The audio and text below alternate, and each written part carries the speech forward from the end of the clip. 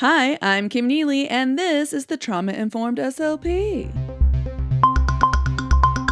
This is a podcast where we learn how to promote safety and empowerment to build resiliency in everyone we know, including ourselves.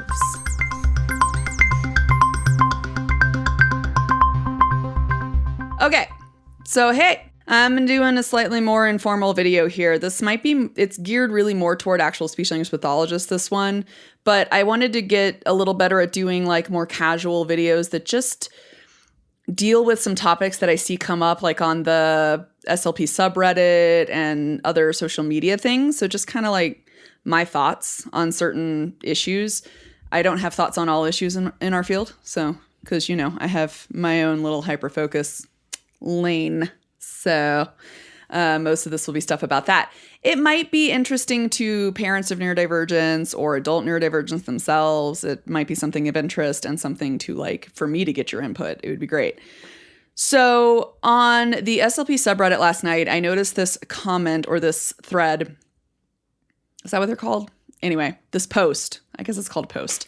I think so. By Rainy Day Lover Bee on buzzwords in our field. And it brought up something that I've been meaning to do in a video that I wanted to address anyway. So good time to try it. Let's give it a shot. And I'm going to read off part of it, and I'll put some of it on the screen here too. But they said, I truly believe in dysregulation. However, I feel that a lot of SLPs throw this word around for any kind of behavior. No, the artic kid is artic, meaning articulation, isn't dysregulated because I said no candy during speech. We can't have it after. They threw themselves on the ground crying because they are never told no. And this brought up something that I wanted to talk about anyway, which is I agree. Dysregulation is overused. It's overused not just in our field, it's overused on social media as well. It's kind of become the overgeneralization of therapy speak in general, I think. It's one of those terms that gets used a lot. And in fact, if you go back to my Dehumanization in Science, I believe it was, podcast episode, I had to edit and correct myself because I called myself dysregulated when actually what I was feeling was emotionally upset by the material. So that's what I wanted to kind of talk about is this difference between dysregulation and emotional upset or uncomfortable emotions, as I would want to call them.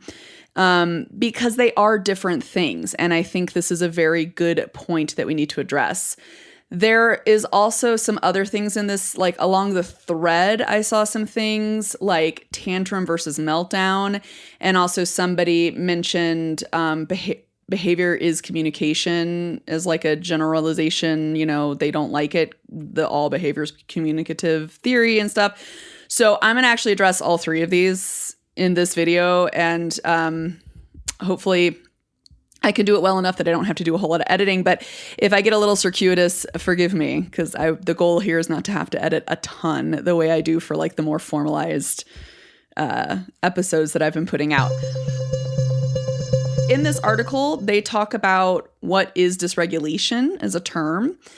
And the American Psychological Association defines dysregulation as any excessive or otherwise poorly managed mechanism or response. Now, in the field of psychology, they go on to say, usually emotional dysregulation is what's been studied the most and is really kind of focused on the most because it has a negative impact on well-being overall and quality of life and stuff. So that's why we're getting a lot of the term dysregulation in general across a lot of different fields. I feel like it's probably bled off of the work done in the psychology profession and cognitive sciences and such, okay? So in this article, they go on to describe emotional dysregulation, and they include four main aspects of it by Gratz and Romer, I'm going to guess Romer, in 2004, which is a lack of awareness, understanding, and acceptance of emotions, a lack of adaptive strategies for regulating emotions, an unwillingness to experience emotional distress while pursuing desired goals, and an inability to engage in goal-directed behaviors when experiencing distress. So those four aspects define emotional dysregulation. And they also reference this one article by D'Agostino and colleagues from 2017 that suggested that examples of emotional dysregulation include avoidance, rumination, denial, emotional suppression, aggression, and venting. So they're behavioral strategies that essentially make certain emotions a little worse or maybe cause unhealthy behaviors as ways of coping with those more uncomfortable emotions, okay? So I kind of like at the end of this article, they sum it all up as essentially saying emotions fluctuate, which is true. Emotions should fluctuate. There should be an ebb and a flow to our emotional state. But if you find yourself struggling with frequent strong emotions, I'm quoting from the article again here. If you find yourself struggling with frequent strong emotions that you can't seem to manage, you might be experiencing emotional dysregulation. Okay. So they do include negative emotions as one of their quotes, which I don't actually like saying. Some people say negative or bad emotions and good or positive emotions. I've tried to train myself out of saying that because I don't like the idea of moralizing the type of emotion we're having, because the emotion themselves, it's just a reaction to something that happened or something someone said. It's natural for us to have that emotion. And if we want to be more accepting and validating of our emotional like ebb and flow, I feel like we should also be less moralizing of like certain emotions.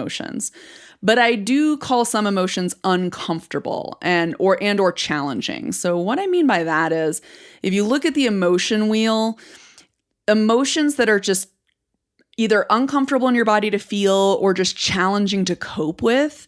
So these are the ones we would consider like the negative emotions. And they're not really negative. They're just tough, you know?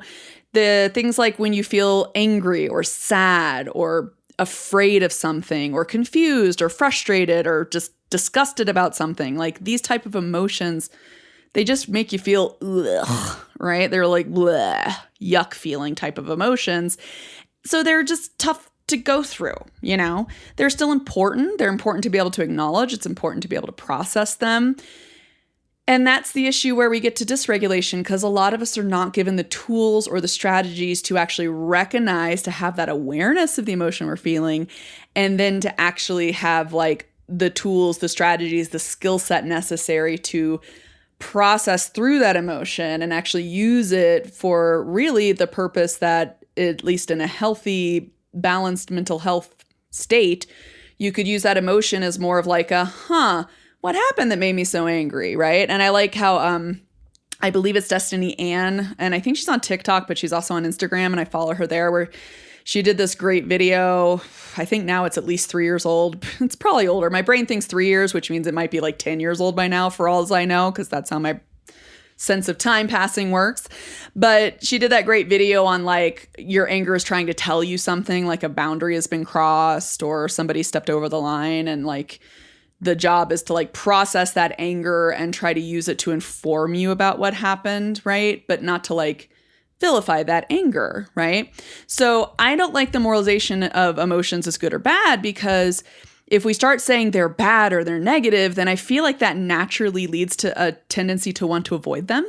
Like if you feel these bad emotions, it makes you a bad person. And that's not really the case at all. The truth is, if you feel challenging emotions, you're having challenging emotions and you're human, and that's okay.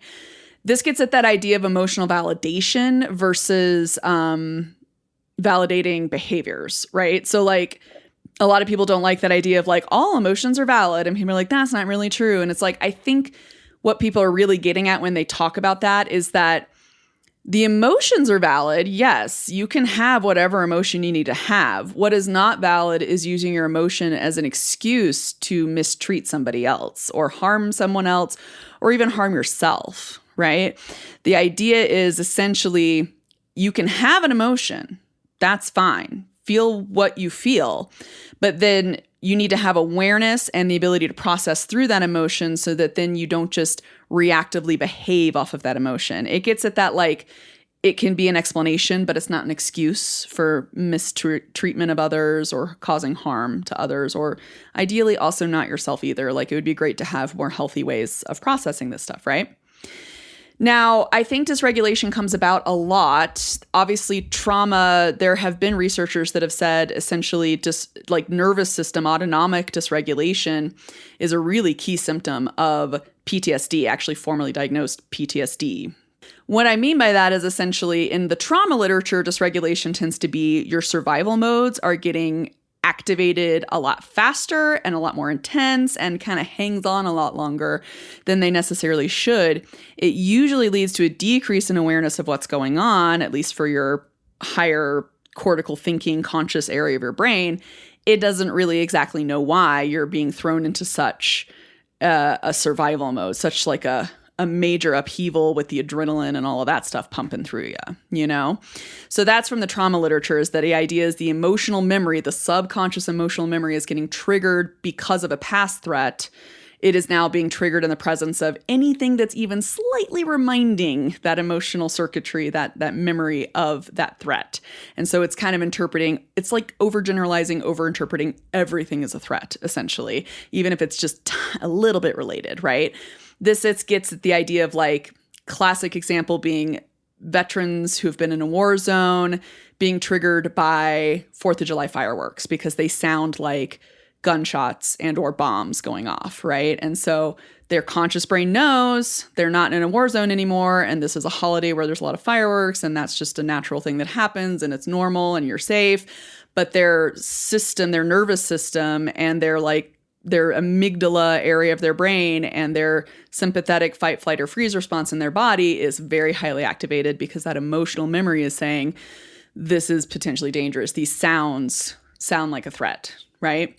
So that's the idea behind dysregulation when it comes to trauma literature. I think you can have emotional dysregulation as well if you're doing a lot of avoidance behaviors. I don't know which one is chicken or egg here, because I do think, at least in certain, or I guess in mainstream, American culture in the United States, a lot of people are taught to avoid or suppress these emotions, you know? A lot of people are taught like it's not good to feel that anger or that fear or whatever, right? We're taught to like either push through it or like ignore it, right? And not really given time or space to process those emotions. And so I think that's where we get into that issue. So let's apply this, now that we've sort of described this, let me apply this a little bit to the situation that this SLP was talking about, which was the case of a kid in therapy who was having an issue with being told, no, they can't have candy. In this thread on Reddit, what they were talking about is this kid who essentially threw what people would call a tantrum, like kicking and screaming and crying on the floor because they got told they can't have candy in their speech session. And basically the kid was told they have to wait for it. They can have the candy after, they just can't have it right now. And the kid like threw a huge fit about that. Okay. And people were saying, oh, this kid is just dysregulated. We got to calm them down, blah, blah, blah, blah, blah. So that got into this discussion of a tantrum versus a meltdown, which is a really important thing to talk about when it comes to emotional comfort, like whether it's like an emotional upset or if we're talking about dysregulation, because meltdowns are definitely from a dysregulation, like a complete loss of control, a loss of awareness of what's going on. Like I have meltdowns and anxiety attacks. So I definitely know what it's like to have those things, and it really is a true disconnect going on there. Now, the thing about the debate of whether it's a tantrum versus a meltdown is actually not interesting to me. I'm going to be honest. It's not the question we should be asking. I think it leads to a lot of debates and discussion about something that is not that important, to be honest, because in my clinical experience, if you handle a tantrum the way you handle a meltdown, you end up with the same result. The only difference I've noticed is the only true tantrums I've really seen where kids just really like they're actually in control, but they're like really trying to get their way from me. They're trying to manipulate and control the situation. First off, that's actually pretty rare. Even with like preschoolers, it's pretty rare for that to really happen where a kid's really like crying and whining and then like looking in and checking with you. Like they're able to like turn it off in an instant, right? That's pretty rare. But in the time I have seen it, even though it's rare, I've definitely seen it. And when I saw it, I handled that kid the same way, where I had my little like energy level meter / emotional scale for them to point how they're feeling in their body. And then to gain some awareness of, you look very upset. Does your body feel this way? Let me know. And if it does, here are your choices, right? Like if you're feeling this upset or maxed out, let's help you calm down first, right?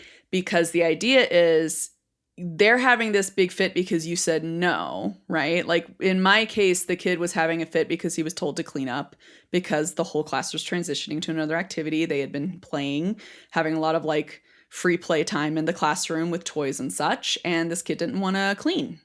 And so he threw a giant fit. And I had already planned on handling it because I knew this kid. I did the intake evaluation for this kid. And so I knew he was going to have a pretty big issue with being told no and with being forced on a schedule like at school. And this was preschool. So he was like 3, not quite 4 yet. And I had already told the teacher I planned to be there for this for the transitions for at least his first like few days just to like help because that I knew the classroom staff would need that help. And I was like, I'm going to help establish like, a understanding that you don't have a choice of not cleaning up. I mean, if you choose to not clean up, it means you don't get to participate in another, right? There's still a consequence. There's a natural consequence to that, right? If he didn't clean up, then he couldn't do the next fun thing they were about to do. He wasn't invited to that, you got to do the cleanup to do that. If you don't want to do the cleanup, then we can give you more work to do, basically. It's like you give them like a choice of 2 things, and one of those things is not the thing they want, kind of a technique there. And so, but this kid was just having a fit. And so I handled it in the same way that I would a meltdown, in the sense of like, I want to help you calm down so that we can talk about it, like give you the language around like, I can tell you don't want to clean up, but this is the reason why we need to clean up. Everybody else needs to clean up as well. We're all here to share. We're all here to, we have to do this as a group now. It's not about a single person and what they want. We're here as a group. We're here to learn as a group. Take him through this whole like kind of lesson on why there's this schedule and why it's important to share and why it's important to clean up the toys. Because if you leave them on the floor, maybe someone will trip and hurt themselves, or you might trip and hurt yourself, or, there's always like reasons for it, right? So it's not just about being neat and tidy in a classroom. It's about like, I don't want someone, someone might step on it and break the toy. Someone might step on it and trip and fall and hurt themselves, right? Like there's reasons we need to do this. So I took him through all of that. It did take this kid a long time to actually engage with me like this.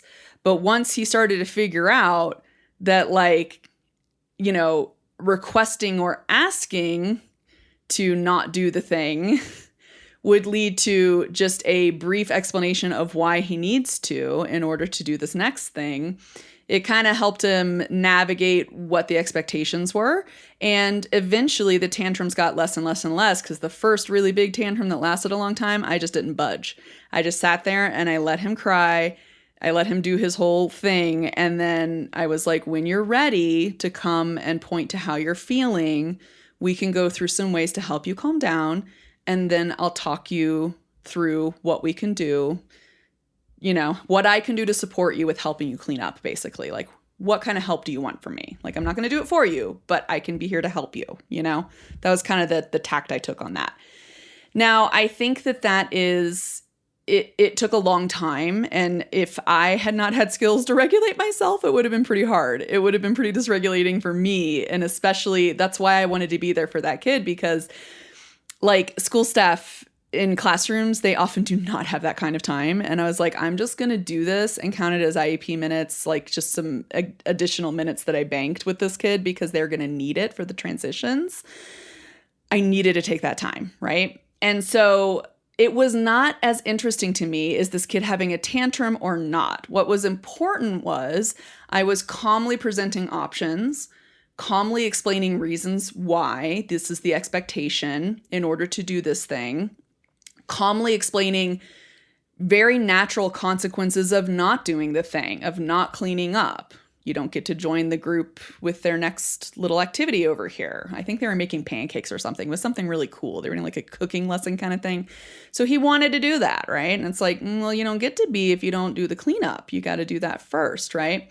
And being there to support him with the things that, if the cleaning seemed overwhelming or hard, I would help him with it, right? But if that was part of it, I was there to support and help him, but I wasn't going to do it for him. And I just sat and I waited for him to join me with where I was, basically, and to help him.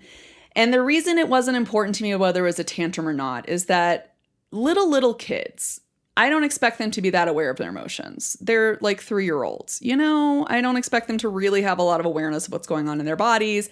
I don't expect them to be able to tell me how they're feeling. I don't honestly expect that very much. So it can all become a lesson, whether it's a tantrum or not. I'm going into a lesson of these are the kind of feelings you could be feeling. Maybe it's just an energy level in your body. Maybe your body just feels uncomfortable. And let's talk about that. I'm going to give you the ways to tell me about that, whether it's visually pointing to things or whether it's saying it. And I want to give you ways of helping your body calm down a little so that then we can start to understand why we want you to do the cleanup, why you need to do the cleanup, what your options are with that cleanup. Would you like some help or not? You've got to communicate that, right? How can we support you with this? Learn to kind of advocate, that kind of thing, right? So that was the work that needed to be put in my opinion. And it didn't matter whether it was a meltdown or a tantrum, because the thing is, a lot of times I think little kids, people will label it as a tantrum, label it as I'm avoiding something and I want to manipulate and have my way, when honestly, a lot of little kids just feel big upset emotions and they have no way to express it. They don't have the language behind it. They don't have the awareness for it. And so it just becomes this like power struggle between the adult and the kid, when honestly it can get diffused really fast if the kid, or a little bit faster anyway, maybe not very fast, but a little faster, and a little more productive like resolution can include the adult using it as a teaching moment to model, to demonstrate how to calm yourself down, to demonstrate that, yes, I can feel that way too. When I feel that way, my stomach feels like this, my chest feels like this, I might get a headache, whatever. Are you feeling that way in your body? Does your body feel uncomfortable? You want to point to where it's feeling uncomfortable, that kind of a thing. You can do stuff like that to help give them the language around it and increase their awareness around it, right? And that way, when they're having those big emotions, instead of like having just the emotion overtake them and overwhelm them, which is technically some level of emotional dysregulation, even if it's age appropriate in the child, it might be appropriate for a preschooler to have an overwhelm from an upsetting emotion, right? And it's not really a tantrum in the sense of they're manipulating sometimes. I think genuinely they're just little kids having big emotions in their tiny little bodies and they just don't know what to do about it or how to handle it. And it's not part of our cultural norms, especially not in this society, to demonstrate how to handle that. The more appropriate and or healthy approach to that is not usually addressed, right? I wasn't taught it. Most people weren't taught it, I think, in the United States. It's just not a common thing to be taught. And so I think the more we can shift to that, though, the better, So regardless of whether it's just an emotional upset, an uncomfortable emotion, or dysregulation, whether it's a meltdown or a tantrum, I think these are the things that kids could be taught. We could be taking that tact of, let me teach you to recognize what you're feeling in your body, how we can address it, what your options might be, and then also take time to explain why you might be feeling that way, and also why we have certain expectations, right? What's the importance of not having candy during speech? For this particular kid, if they were an artic kid, they need to not have stuff in their mouth. That's speech sound. So articulation is working on speech sound. So it's like, I don't want you to have food in your mouth while you're talking, because then it might accidentally go down your airway, it might be dangerous, right? So it's like better to wait until we're done with the talking to have the candy. Let's do the talking first, and then we'll have the candy. You can always explain why in the sense of like, is it a safety concern? Is it this or that? You know what I mean? So that stuff helps a lot. And the thing is, when someone's having a meltdown with like a sensory overwhelm or something, they need to start to understand how their body's feeling, but they also usually need someone there to co-regulate with them, right? They need someone to help them relax and help them calm down. So like I said, I've said this a bit, but it's less interesting to me, the question of, is this kid having a tantrum or meltdown, and how do you tell the difference? Because the other thing about a tantrum is sometimes I've seen kids start off with what is a tantrum. It looks like they're in control of it. It looks like they know what they're doing, but they actually work themselves up into such a state of upset that they actually become dysregulated. It does end up becoming a meltdown because they just keep working themselves up, which kind of makes sense, right? If you kind of like just keep going and going with certain behaviors and you keep increasing that adrenaline rush in your body, yeah, you might end up tipping over into that dysregulated, I can't calm myself down anymore. The emotions are just making me, all the stress hormones are rushing through their body and then they can't calm down from that, you know? So less interested in whether it's a tantrum or not, more interested in actually let's just give them more of the like awareness and language and modeling of how to calm down so that we can have better and more effective conversations or teaching moments around what the expectations are, why we have those expectations, and if they need some help transitioning into new things, what help do they really need? What help I want them to be able to tell me in some way, whether it's using visuals or pictures or their body to show me or their voice, I don't care.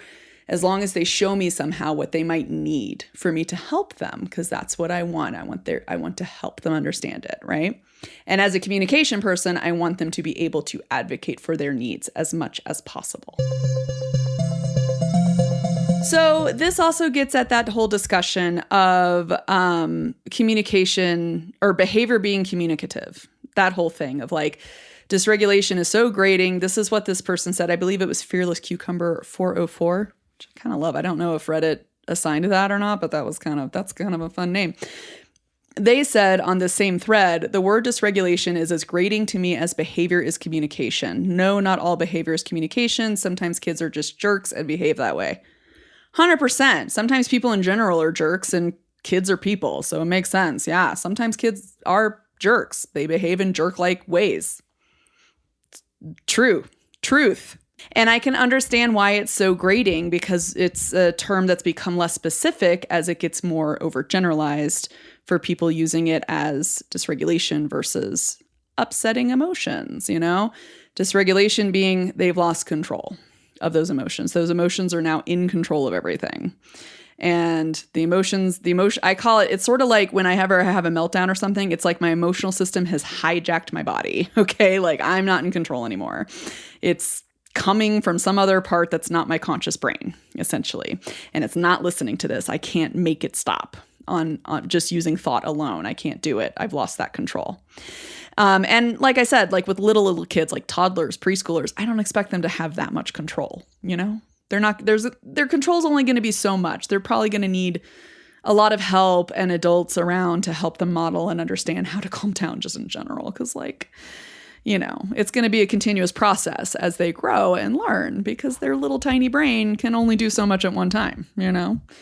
They're little kiddos. We got to give them a little bit of a break. And if they're acting like a jerk, it does suck. And you do need to learn that there are natural consequences for acting like a jerk. It's not great. It's not a healthy way of doing it. And it's not an excuse just because you're upset. You don't get to like hit somebody or throw blocks or like do any of that stuff just because you're upset. That's not a valid reason to do that. Okay. Only valid reason probably to hit somebody is if you're actually defending yourself due to an attack, which means it's a valid survival response, perhaps. But other than that, there's really not a valid excuse. The emotion can be valid. The upset is valid, not how you're expressing it, right? It's not okay to do that, which means relational repair. It means apologizing and growing and learning, hopefully, from that. But that's something we all struggle with. Let's face the facts. So we're not all going to be perfect about that. That's just kind of how that goes. Now, but getting at this behaviorist communication thing, I understand. I used to love this phrase. I still kind of do, at least in the way I interpret the phrase. But I do understand why it's such an issue. In my understanding, a lot of times this behaviorist communication, at least in our field, came about because so many people look at non-speakers, for example, or kids with more significant complex medical needs, and they presume this kid isn't there. They're not thinking, or their behavior truly doesn't mean anything. And so they get neglected a lot, and people ignore their signs of protest or their signs they're requesting for something essential, right? And so it makes sense to say something like that to try to like break people out of that pattern of thought. But I also know this phrase has also now been used for, there is a certain profession out there where people will use this phrase as a way to say that everything's under their scope. Because if their scope is behavior, then everything's under that scope. And that's not really true either. And it's very unethical in my opinion, because they start to dance into things that they truly don't have training on. And that's unethical. So I can understand why this phrase really stinks. What I would want to say, so this is my proposal. How about instead of all behavior is communication, let's use the phrase all behavior is informative or can be informative for the people present. Let's go with that. How about all behavior is informative? And what I mean by that is if a child or even an adult who's having a meltdown, if they appear dysregulated or they appear that they're starting to become very, very upset and overwhelmed by that upset, whatever that upset is, they might not be intentionally trying to communicate a very clear message at that moment in time, but due to the way that that upset looks in their body and due to the behaviors that come out of whether they're trying to avoid it or trying to discharge it by being aggressive or by running, whatever it may be, that type of behavior can inform, especially the adults present, it can inform you about something. It's an unintentional communication, if you will. There might not be intention behind it, but it doesn't mean you can't get information from it. And my issue that I have is that so many people look at children, especially having meltdowns or even having tantrums, and they interpret the behavior one way and one way only, and they just get stuck in that interpretation and they have such a hard time budging from it. Meaning, same thing with my whole tantrum versus meltdown discussion. When people have labeled a child's behavior as manipulative or avoidant, or a power grab, once they get stuck in that type of thinking, that I think is where you might have a significant chance of neglecting an important thing. Like maybe that kid is having a medical change. Maybe they had an acute pain suddenly come on because maybe their appendix is flaring up. Who knows? Or they have a huge headache or something and they have no way of telling you and they got sensory overwhelm and then they started a meltdown. Well, now if you interpret that as avoidance or a power grab or a manipulation, you are potentially ignoring a medically significant situation that needs to be dealt with, right? It can be dangerous. It can be a very dangerous assumption to assume it's a power thing and it's manipulation because it leads to the adult doing things that inherently might make that child feel incredibly unsafe and truly, honestly, might threaten their safety in the long run. So I don't like it. I don't think that's a very safe assumption to make. Some people say make the least dangerous assumption, which is a valid thing. That's pretty much what I just did there, where it's like this, maybe a kid is banging their head on things and I'm thinking, do they have a headache? Is that why they do that? Which is not something I often hear educators do, or parents even, when they see a child doing that. It can be very upsetting. But a child, especially a child with complex medical things going on and no way to tell you, maybe they do have frequent headaches and we don't know. Because they can't tell us. Maybe they're showing us they have a headache because they're hitting their head to try to avoid the headache. Maybe sensory stuff is giving them a migraine, but they, because the pain is felt here, they're trying to diffuse the pain basically by banging their head. We won't know unless we can teach them how to tell us what they're feeling, right? We won't necessarily know, or if we take them to the doctor and they can figure it out.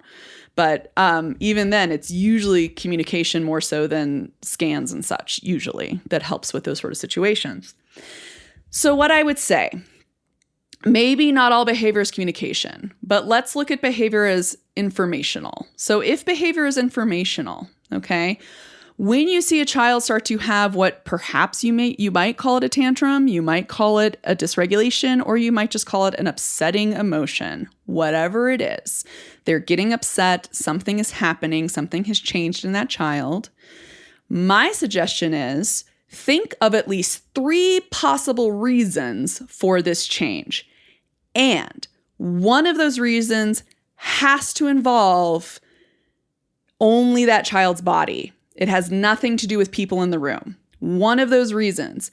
Meaning, one of those reasons can be possible change in medical status, sudden acute pain somewhere, a stomach ache, a headache, something like that.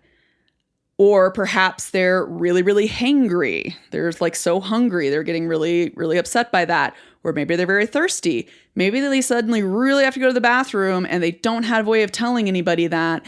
And now they're really upset because somebody said, no, they can't do that thing. Or somebody saw them run toward the toilet. They thought they were avoiding a task, but the kid was like trying to show them, I really need to use the bathroom, and it's like painful, right? And now they're having a meltdown because it's like, what are they supposed to do? They need to go to the bathroom, right? Whatever it may be, one of those things needs to be the reason. One of those three things needs to involve that person's body. Maybe their body's getting overwhelmed because the lights are too bright. Maybe there's too much sound in the room. Maybe they can hear the buzzing of a fluorescent light that you can't hear, and it's really, really, really bugging them, and they just can't take it anymore. One of those reasons has to be that, okay? So that's what I would say.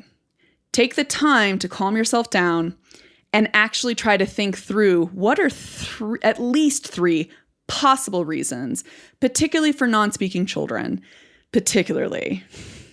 And there are a lot of children that when they become overwhelmed, they can't communicate anymore.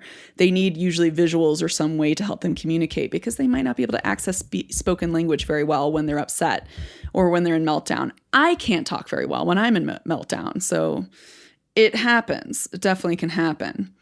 But that's what I would say. Behavior is informative, and it's the adult's responsibility, the caregiver's responsibility to try to reason and think through why those behaviors might be happening with more than just one thing. At least three things. One of those things has to not involve another person in the room. And the more people practice that kind of thought process, I think we might see people thinking very differently about the types of behaviors they're seeing, particularly among neurodivergent children. It's a whole nother soapbox about non-speakers and how much they need access to robust communication modalities that allow them to tell people about what's going on in their body. If they have some sort of medically important thing to tell someone, if they have a really important physiological need that's not being met, yes, we definitely need to do that so much. But if we're only looking at their behaviors as either avoidance or manipulation or power tripping somehow or trying to gain power or testing boundaries, whatever we look at it through that, if we only look through that lens, they're never going to get access to those modalities. And even if they have access to it, they're very unlikely to be motivated to use it with you because you've already made your determination. You're already treating them in a certain way. Why are they going to trust that you believe what they say, or what they showed you, or what they use their device to tell you? You might not be a trustworthy adult for them anymore. So they might not ever actually tell you if they are in pain or sick or feel awful, right? Because they might take it as, they don't really care when I feel this way. And I hate to say that, but it's true. It's heartbreaking, but true. That is how that goes. This is a long response to this, but this one little thread brought up so many different things that I wanted to talk about, and I can address all of these things in separate videos if you would like, or separate podcast episodes if you're listening to this on the podcast, because I probably will post it there as well. But yes, dysregulation is overused. It is become, the meaning has become diffused a lot because it's entered the public like colloquial speech, and it's kind of become part of that therapy talk that a lot of people know. And so, yes, people are overusing and overgeneralizing the word dysregulation. And even myself, I can sometimes do it, especially being someone who went through her own trauma therapy. You go from being dysregulated to just being more like emotionally upset about things sometimes. You know, as you heal your dysregulation, it's really all too easy to use the word dysregulation because that's what you've always used to describe your upset, when actually what you're feeling is upset. And I'm currently trying to sort of train myself out of that. And you can hear an example of it when I believe on my dehumanization in science episode, I had an example of overusing that word and ended up having to edit and correct myself. But dysregulation, appropriately, emotional dysregulation means the emotion has overtaken someone's body. They are out of control of their body. They might be consciously aware of what's going on, but they cannot really tell you things. The conscious brain isn't really very well connected to the emotional center, and they have all the stress hormones, the adrenaline, all that stuff starts to rush through their body, and that starts to take over, essentially. That's dysregulation. People can also have emotional upset, which it means you're having what I would call an uncomfortable emotion. As we like, if we want to take apart the moralization of emotion, whether it's good or bad, not as interesting as, to me, we do have emotions that are uncomfortable to feel: disgust, anger, sadness, that kind of stuff, right? And those uncomfortable emotions, they usually, it's valid to have those emotions, but a lot of us aren't given the tools to process them and to really like work through those emotions and start to understand why we're having those emotions. Most of us are taught, at least in the United States, and I'm pretty sure in other countries, a lot of us are taught from a young age just not to feel those emotions, to either avoid them or discharge them by usually taking it out on other people or doing something that's harmful to ourselves.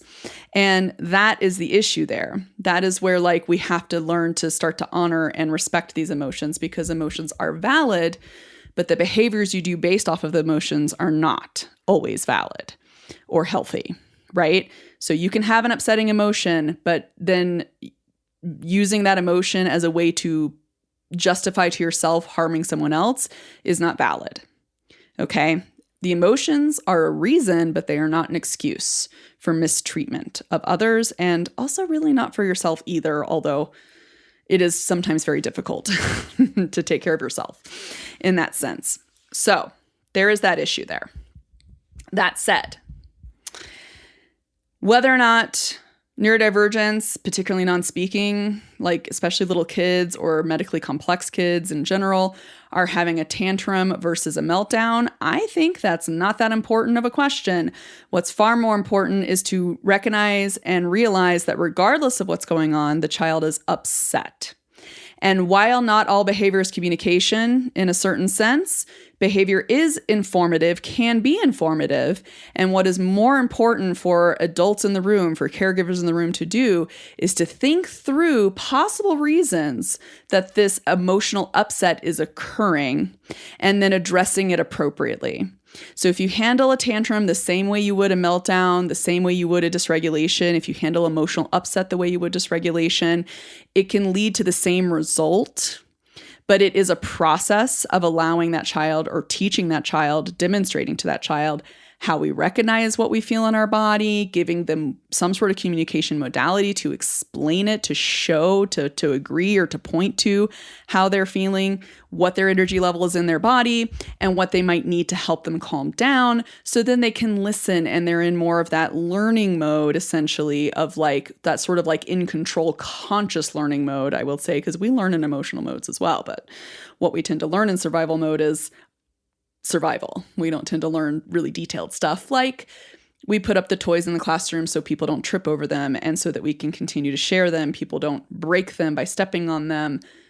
You know, we don't eat our candy during our articulation speech session because I don't want you to breathe that I don't want that candy to go down your airway. That can be very dangerous. And we're doing a lot of talking right now. So let's get the talking part over with and then you can have your candy at the end, right? That is the idea there. So good to calm someone down so they can start to take in that information and understand what's going on. And then we do that through modeling, through co-regulation, through providing those sort of communication modalities, and hopefully, ideally, yes, robust communication modalities that allow them to really explain things. And when you see this type of behavior, the real dangerous assumption to make is that, what I want to say is, the reason I don't like the question of is it a tantrum or a meltdown is because what happens in those situations is when people determine tantrum, what they only interpret tantrum to mean is manipulation, a power grab, boundary pushing, which, yes, are things kids do. But some kids can be in a tantrum and then work themselves up into an actual dysregulated state or a true emotional upset. And a lot of little kids, being tiny and impulsive and not having fully developed prefrontal cortices, will just have big emotions and have big behaviors from those big emotions. It doesn't mean they're dysregulated necessarily, but it also doesn't mean they have the language to tell you what's going on or to try to figure out how their body is feeling and what to do about it, that they're uncomfortable now, right? That discomfort can lead them to have big behaviors. that big discomfort from the emotions. So in that sense, the behaviors from those emotions is informative. Even if it's not intentional communication, it can inform you. And what I think people should start to learn to do is to make at least 3 possible reasons. Think through at least 3 possible reasons for the behaviors, for the emotions that are happening at that moment, be it a meltdown, a tantrum, or just a big upset, big mad, right? Whichever one it is, think of 3 possible reasons for it. And one of those reasons, especially in the case of meltdowns and especially in the case of neurodivergent children or children with complex medical needs, one of those reasons needs to relate to something only internal to that child, not to other people in the room. Meaning, do they have a change in their body status in terms of a headache, a stomach ache? Are they exhausted because they didn't sleep well? Are they hungry? Are they thirsty? Do they need to go to the bathroom? Or do they have a sensory need like the bright lights are too much and it's giving them a headache? Or they hear a buzzing sound that is just driving them crazy, okay? That has to be one of those assumptions. One of them has to be that. The other 2 can be something else. But I'd strongly discourage people from always automatically assuming that a child is manipulative, if they're controlling, if they're doing a power move, if they're avoidant. I don't like those assumptions because those assumptions are the ones that oftentimes, especially in the case of neurodivergent children, and particularly with non-speaking neurodivergent children, those are the assumptions that often lead to unintentional mistreatment of that child in the form of neglect, particularly when it comes to medical needs, when it comes to actual physiological shifts that do need to be addressed, particularly by medical staff. So that's my big suggestion there. That's my mini points that came from this tiny little thing.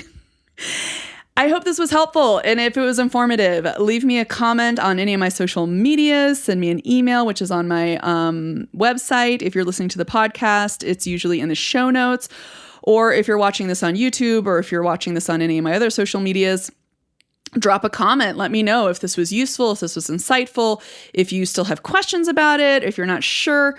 Let me know if you want me to go more in depth with some of these topics, but this is just a slightly more informal video, to address some things that have been on my mind lately, you guys. Oh, and that's my husband calling. Anyway, take care of yourselves, treat yourselves kindly with compassion and respect and all of that, and I will get back to you next time.